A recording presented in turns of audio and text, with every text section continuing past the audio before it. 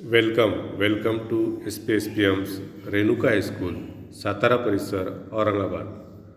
Myself, Mahajan RB, Assistant Teacher of English.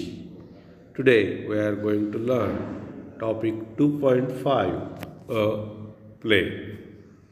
In this section, we are going to take a look at 2.5, a play.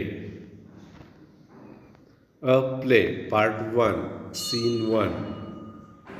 King's Court. The court awaits the arrival of the king. Two guards are standing front right of the stage. हे एक छोटंसं नाटक आहे. त्याच्यामधल्या भाग पहिल्यामध्ये जो दृश्य एक आहे, सीन 1 जो आहे, तर तो असा की राजाचा दरबार आणि त्या दरबारामध्ये दरबार जो असतो तर तो राजाची येण्याची वाट बघतोय आणि दोन जे शिपाई आहेत तर ते त्या स्टेजच्या समोर उभे आहेत उजव्या बाजूला. फर्स्ट गार्ड, पहिला शिपाई काय म्हणतो बघा, टू द सेकंड गार्ड. ब्रॅकेटमध्ये जे आहे तर ती ॲक्टिव्हिटी, ते काय करत आहेत ती कृती ब्रॅकेटमध्ये सांगितलेली असते प्लेमध्ये. आणि त्यानंतर जे असतं तर त्याचं सेंटेन्स. तो फर्स्ट गार्ड काय म्हणतो, first guard says be alert, the king is about to arrive. आणि मग तो पहिला शिपाई म्हणतो की सावधान राहा, राजा महाराज आता येतीलच किंवा राजा आता येईलच. सेकंड गार्ड सेज, दुसरा शिपाई काय म्हणतो बघा, who wants to be alert, life seems like one long sleep in this land, I am at ease all day though I am a guard. आणि तो गार्ड म्हणतो, सेकंड गार्ड शिपाई म्हणतो की कोणाला इथे सावध राहायचं आहे. आयुष्य हे एखाद्या, या भूमीवर आयुष्य हे एखाद्या खूप मोठ्या झोपेप्रमाणे, प्रदीर्घ निद्रेप्रमाणे आहे. मी तर खूप इझिली ती घेतो किंवा मग निवांत असतो, दिवसभर निवांत असतो जरी मी गार्ड असलो, शिपाई असलो तरी. फर्स्ट गार्ड, मग तो पहिला शिपाई पहारेकरी म्हणतो, how boring, I wonder if some interesting drama will unfold at the court today, it will enliven the atmosphere. आणि मग तो पहिला गार्ड म्हणतो की किती हे कंटाळवाणं आहे, एखादा आज ह्या दरबारामध्ये एखादी नाट्यमय काही करमणुकीची घटना घडली तर बरं होईल, निदान या वातावरणामध्ये जिवंतपणा येईल. इनलिव्हिंग द ॲटमॉस्फिअर, त्या वातावरणामध्ये जिवंतपणा येईल. सेकंड गार्ड, मग दुसरा शिपाई काय म्हणतो, I would be equally happy if there was none, enter the disciple looking around. तो म्हणतो की मी सुद्धा तितकाच आनंदी होईल. आणि तेवढ्यात तो disciple, enter the disciple looking around, एक डिसिपल म्हणजे एक शिष्य दिसणारा व्यक्ती आजूबाजूला पाहत तो प्रवेश करतो. First guard says halt, you are a stranger, give your identity. आणि मग तो पहिला पहारेकरी म्हणतो की थांब, तू अनोळखी आहेस, तुझी ओळख सांग. Disciple says, you are right, I am a visitor here. A disciple of the wise sage from the Ghanghor forest which lies to the east of your kingdom. आणि मग तो शिष्य म्हणतो की हो, तुझं बरोबर आहे, मी इथे भेट देण्यासाठी आलेलो आहे आणि मी एका बुद्धिमान गुरुचा शिष्य आहे, जे की या तुमच्या राजधानीजवळ घनघोर जंगल जे आहे तिथे ते असतात. First guard says what brings you here. आणि मग तो पहिला पहारेकरी विचारतो की तू इथे कसा आलास, कशासाठी तू इथे आलेला आहेस. Disciple says I have heard amazing stories about this kingdom of Andher Nagari and great king चौपट. आणि मग तो शिष्य म्हणतो की मी या अंधेर नगरी आणि इथला जे महान राजा आहे चौपट, त्यांच्या अनेक आश्चर्यकारक गोष्टी ऐकलेल्या आहेत. I am especially impressed by the fact that everything in the market is sold at the same price, no complications.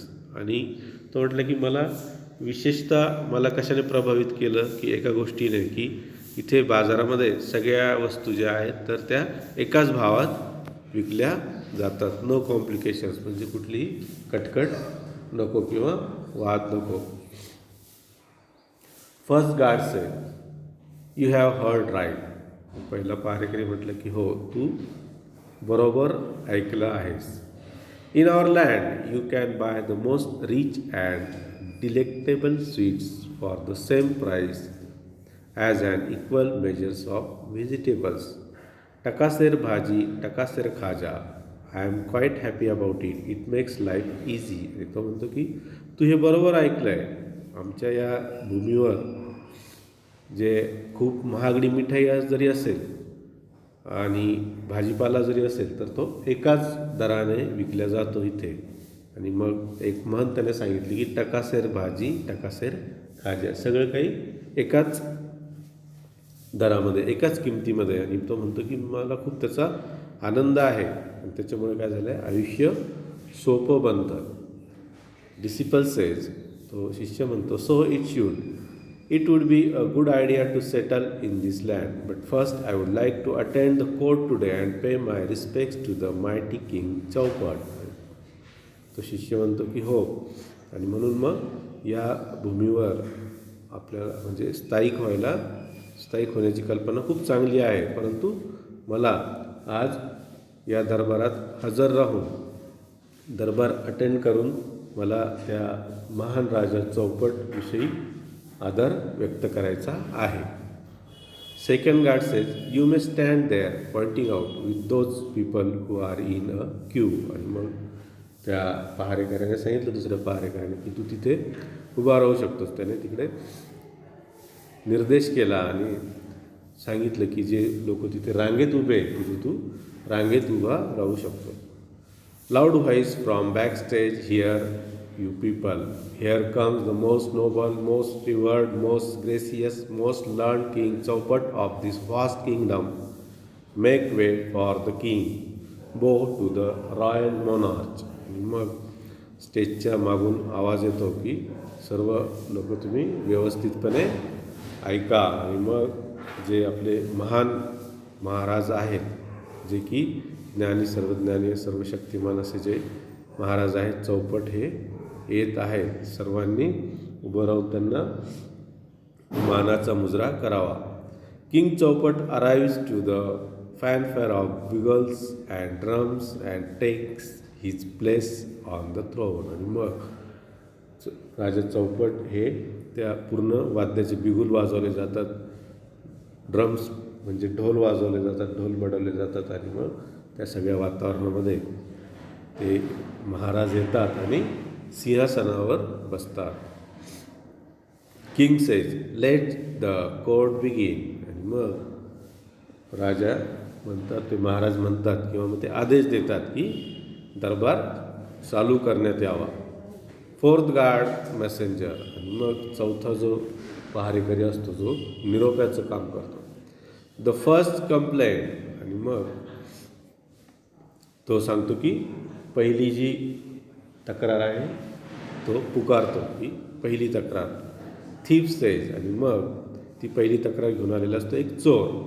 Rush forward and wails loudly justice O most great king.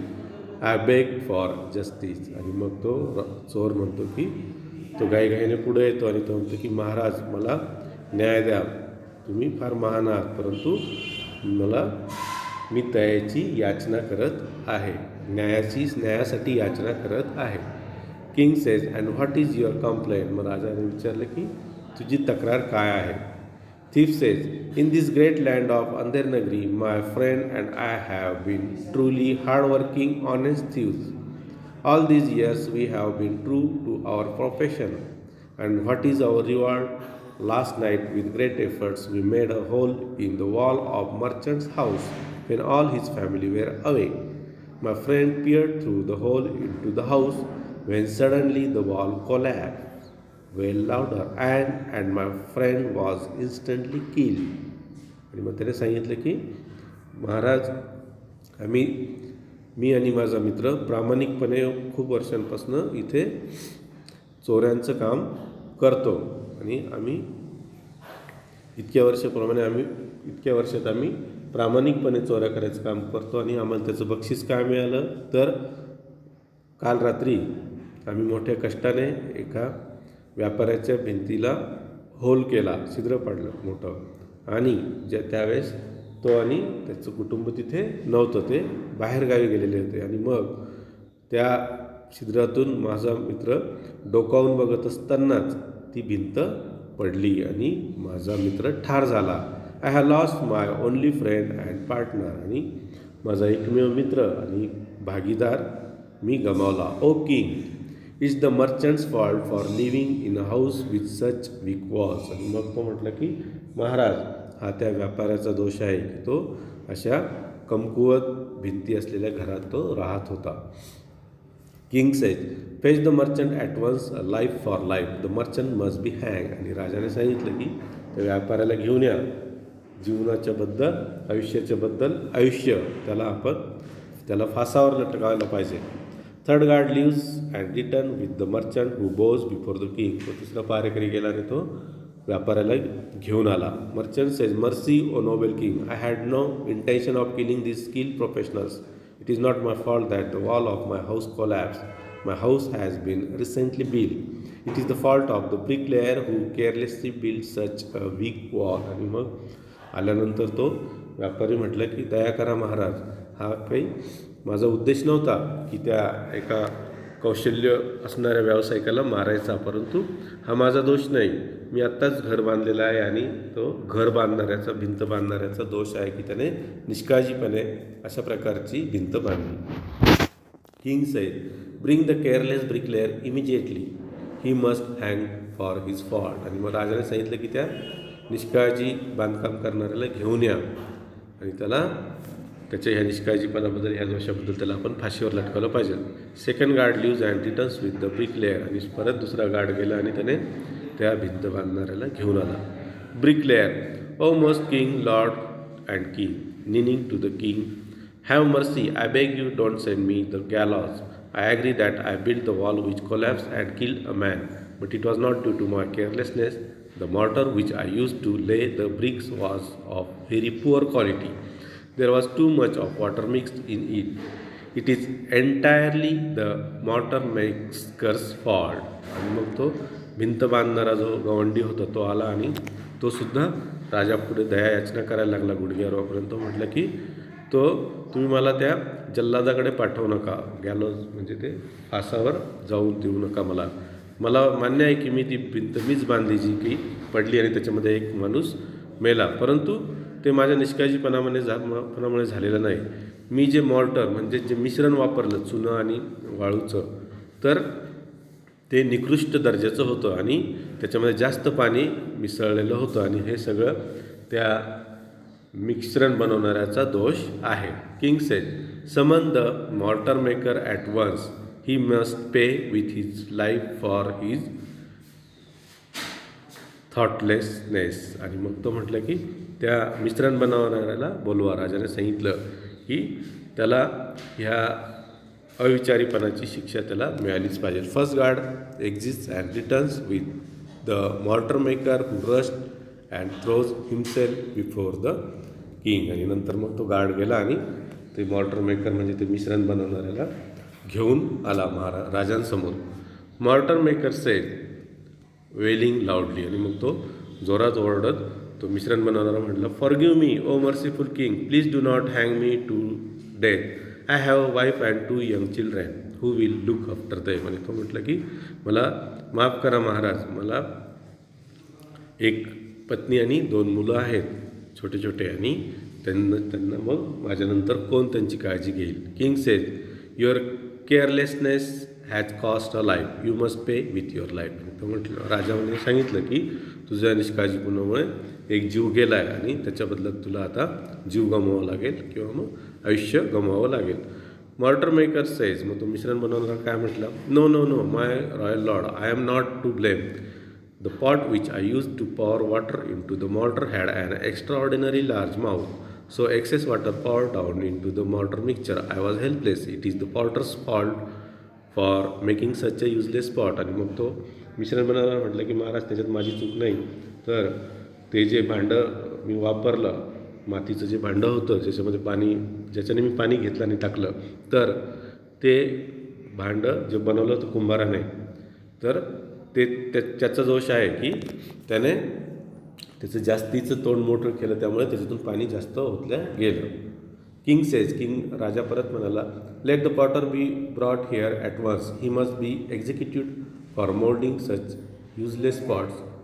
Fourth guard leaves and reenters with the potter. आणि मग राजा म्हटला की त्या मातीचं भांडं बनवणाऱ्याला एक वेळेस माझ्यासमोर आणा, त्याला याची शिक्षा मिळालीच पाहिजे की त्याने त्या मोठ्या तोंडाचं भांडं बनवलं. Potter, fourth guard leaves and reenters with the potter. आणि मग चौथा गार्ड गेला आणि त्या कुंभारासोबत वापस आला.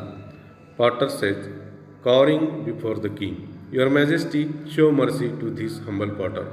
I agree the pot I made and sold to the mortar maker was a defective one, but I am not guilty. As I was molding that pot, I heard the sweet, delicate tinkling of anklets. It was the moneylender's daughter. She distracted me just as I was shaping the mouth and it became too wide. मग तो कुंभार जो होता मातीची भांडी बनवणारा, त्याला आणल्यानंतर तो म्हटलं की महाराज, मला तुम्ही दया दाखवा. मला मान्य आहे की मी ते मातीचं भांडं बनवलं आणि ते सदोष बनलं, परंतु त्याच्यामध्ये मी अपराधी नाही. मी माझं ते भांडं बनवत होतो त्यावेळेस मला एक पैंजणांचा असा आवाज आला छानपैकी, आणि तो आवाज सावकाराच्या मुलीच्या पैंजणांचा होता, आणि त्याच्यामुळे काय झालं की माझं लक्ष विचलित झालं आणि त्या भांड्याचं तोंड मोठं झालं बनवताना. किंग सेज, राजा म्हटलं, bring the money lenders daughter here this very instant. She must be sent to the gallows for disturbing this poor potter at work. मग राजा म्हटलं की त्या सावकाराच्या मुलीला लवकरात लवकर माझ्यासमोर हजर करा. तिच्यामुळे काय झाले की ह्या गरीब कुंभाराचं लक्ष विचलित झालं त्याच्या कामातून. First guard leaves and enters with money lender and his daughter. परत पहिला पहारेकरी गेला आणि त्याने त्या सावकाराची मुलगी आणि सावकार यांना घेऊन तो परत आला. Moneylender says in a desperate voice, "Oh, just king, spare my daughter. She is my only child and to be wedded next Monday." आणि मग तो सावकार म्हटला की महाराज, की माझ्या मुलीला तुम्ही सोडून द्या. ती माझी एकुलती एक मुलगी आहे आणि तिचं पुढच्या सोमवारी लग्न आहे. डॉटर सेज, ती मुलगी काय म्हटली बघा, "O do not fret father, the king will not hang me." तिने सांगितलं की राजा मला काही फासावर चढवणार नाही. त्यानंतर टू द किंग, मग नंतर ती राजाला म्हटली, your most esteemed highness, I rarely step outside the threshold of my home, but as my father said, I am to be married next week and my jewellery is not ready. I had to go to the goldsmith's shop to urge him to work faster and hand over my ornaments on time. The potter's shop is on the way. I could not help it. It is all the goldsmith's fault.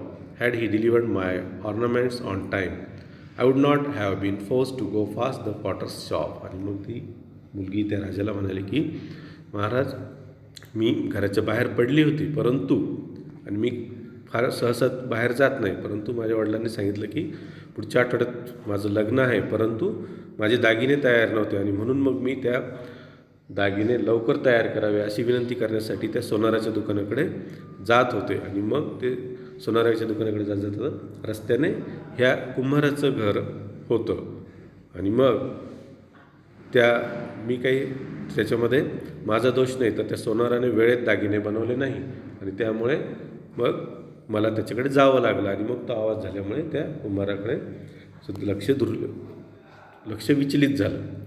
King says, मग राजा म्हणाला, then send for the goldsmith and without any delay he must be hang. आणि मग परत राजाने आज्ञा दिली की जा पटकन त्या सोनाराला घेऊन या आणि त्याला वेळ न दडवता फासावर लटकावा.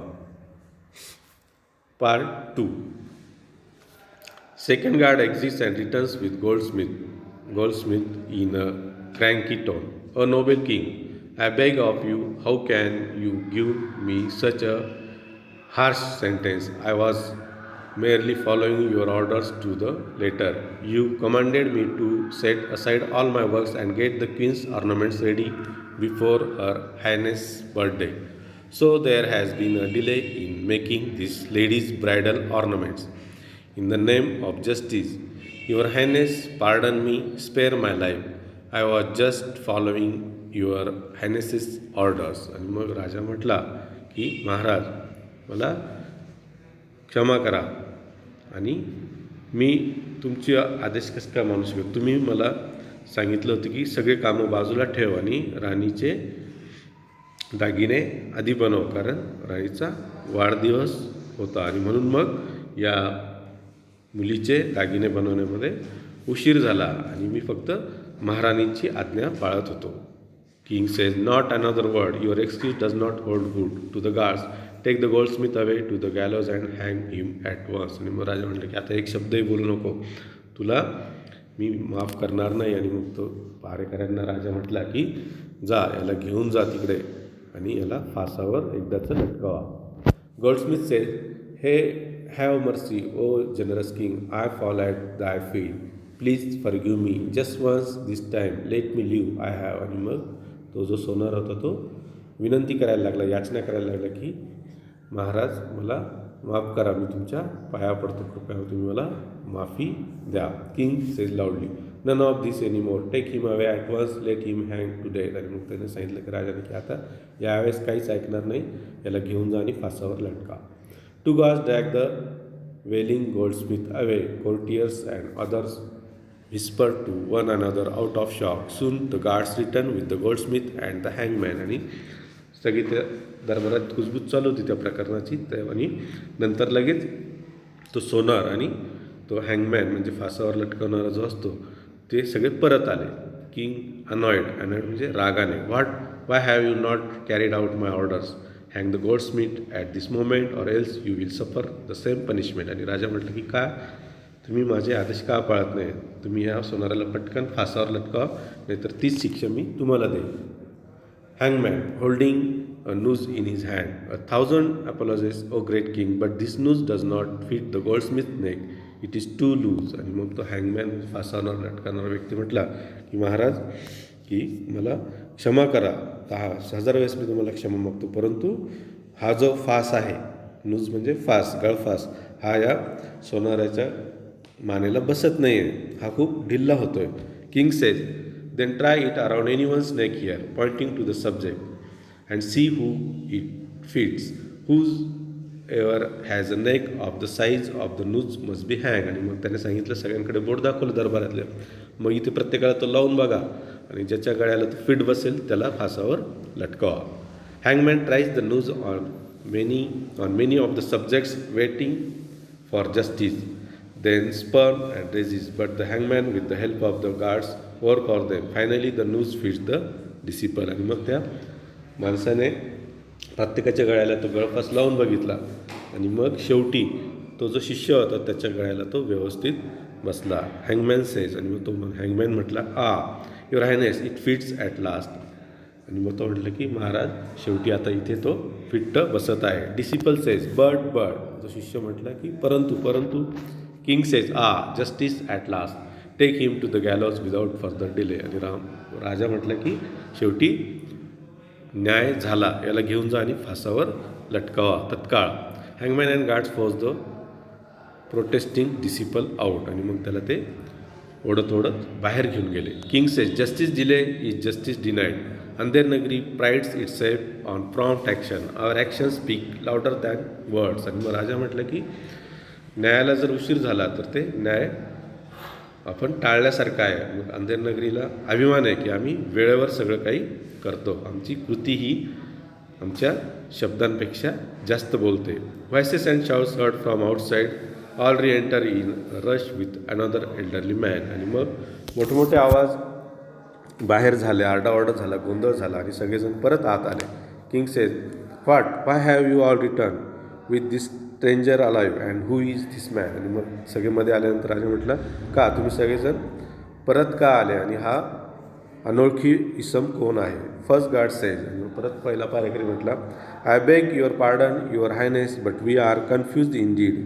दिस old man rush to us as we were about to hang the young stranger and beg the pleaded that he should be hang instead. आणि मग तो म्हटला पारेकर की क्षमा करा महाराज, आम्हाला थोडंसं गोंधळ झालेला आहे. आम्ही ह्या व्यक्तीला याच्यामुळं आणलं की आम्ही याला फासावर घेऊन जात असताना ह्या तरुणाला हा व्यक्ती म्हटलं की त्याच्याऐवजी मला फासावर चढवा. Second guard, at first we thought the old man had lost his mental balance. What sane man would wish to suffer such a ड्रॅस्टिक death willingly. प्रथम आम्हाला वाटलं की ह्या माणसाच्या डोक्यावर परिणाम झालेला आहे, त्याचं मानसिक संतुलन बिघडलेलं आहे. कोणाला असा मृत्यू हवा आहे फासावर लटकून. फर्स्ट गार्ड सेज, परत पहिला पारेकरी म्हटला, but this young man says that he is a wise and learn says from the forest yonder and he himself was this man's disciple. परंतु हा तरुण म्हटला की हा जो माणूस आहे तर ते माझे गुरु आहेत आणि ते खूप बुद्धिमान आहे आणि ते त्या जंगलामध्ये असतात आणि मी स्वतःसुद्धा यांचा शिष्य आहे. सेज, तो गुरु काय म्हटले, O noble king, you are most generous but kind and allow me to hang in place of my disciple, I beg of you. आणि तो म्हटलं की महाराज, तुम्ही खूप बुद्धिमान आहात आणि तुम्ही दयाळू आहेत, परंतु तुम्ही माझ्या शिष्याच्या ऐवजी मला फासावर लटकावा अशी मी याचना करतो. King says, what a strange appeal and why does such a wise and holy man wish to obstruct the course of justice, may I ask. आणि तो म्हटलं की हे काय तुझं मागणी जी आहे तर ती फार विचित्र आहे. का तू असा जो हुशार माणूस आणि पवित्र व्यक्ती त्या याच्यामध्ये न्यायामध्ये येत आहे, मी तुला विचारू शकतो का. सेज, मग तो गुरु म्हणतो, showing reluctance to let out his secret, your majesty the truth is no no I can not say it. आणि मग तो गुरु जे होते त्यांनी ते सत्य सांगण्यामध्ये जरा ते अडखळले आणि त्यांचं रहस्य त्यांना ते सांगायचं नव्हतं, लपवायचं होतं. म्हणून ते म्हटलं की महाराज, सत्य हे आहे की नाही मी तुम्हाला सांगू शकत नाही. King says, I demand an explanation or I shall not have you hang in place of your disciple. आणि मग महाराज म्हटले की मला त्याचं स्पष्टीकरण हवं आहे, नाहीतर मग मी तुला तुझ्या शिष्याच्या जागी फासावर लटकवणार नाही. सेज, मग गुरु म्हटले, यू सी हो it has been predicted by the great prophets. No I shouldn't say this. आणि परत ते गुरु म्हटले की हे एका मोठ्या भविष्यवेत्त्याने असं सांगितलं आहे की परंतु नाही मी नाही सांगणार. किंग अनॉइड, मग राजाला राग आला. Speak out at once or your disciple will be hang. आणि मग महाराज म्हटले की तू एकदाचं सांगतो की नाही, नाहीतर मी ह्या तुझ्या शिष्याला फासावर लटकेल. सेज, मग ते गुरु म्हटले, the great profits have foretold that the one who will be hanged on this day in this kingdom shall become the next king and conquer many more nations. I want to become the next great king, your majesty, and regent over a greater country. I will go down in history as a famous royal monarch. The further generations will read about me and my greatness for millenniums to come. I shall never earn that fame if I remain a recluse sage. So do grant me this favor, O king, let me die at the gallows today. मग त्या गुरुने त्याचं रहस्य सांगितलं की एका भविष्यात त्याने सांगितलं की आजच्या दिवशी या राजधानीमध्ये जो फासावर जाईल तर तो पुढच्या जन्मी या राज्याचा महाराज बनेल. तो नुसतं महाराज बनणार नाही तर तो इतिहासामध्ये खूप फेमस होईल, ज्याच्याबद्दल वाचल्या जाईल, शतके वाचल्या जाईल आणि मग तो खूप प्रसिद्ध राहील. म्हणून मला नुसतंच इथे एखादा गुरु बनून आयुष्य काढण्यापेक्षा मी मरून पुढच्या जन्मात अगदी सम्राट होईल. म्हणून मला तुम्ही फासावर पाठवा आणि मला मरू द्या. King says, the next king and this kingdom will expand glory for millenniums to come. Why no one but I should be entitle to this privilege. आणि मग राजा म्हटलं की म्हणजे पुढचा राजा आणि तो सुद्धा इतका महान की जो इतिहासामध्ये खूप फेमस होईल. आणि मग तो म्हणतो की मी दुसऱ्याला का तो चान्स देऊ, मीच तो का चान्स घेणार नाही. मग तो, guards take me to the gallows and hang me at once without any delay. Hurry up, don't waste time, what a wonderful fate in my next life, a king once again, good bye world, see you again. आणि मग तो पारेकऱ्यांना म्हटलं की पारेकऱ्यांना मलाच घेऊन जा आणि मलाच फाश्यावर तत्काळ लटकवा, काय आता वेळ दडवू नका. आणि हे किती सुंदर आहे की पुढच्या जन्मात पण मी राजाच होईल एकदाचा. आणि त्याने सांगितलं की गुड बाय जग, मी तुमचा निरोप घेत आहे, पुन्हा भेटूया. ऑल एक्झिट, सर्वजण बाहेर जातात आणि हे नाट्य संपतं. Thank you. Next lecture topic 3.1 Coromandel fishers. Thank you.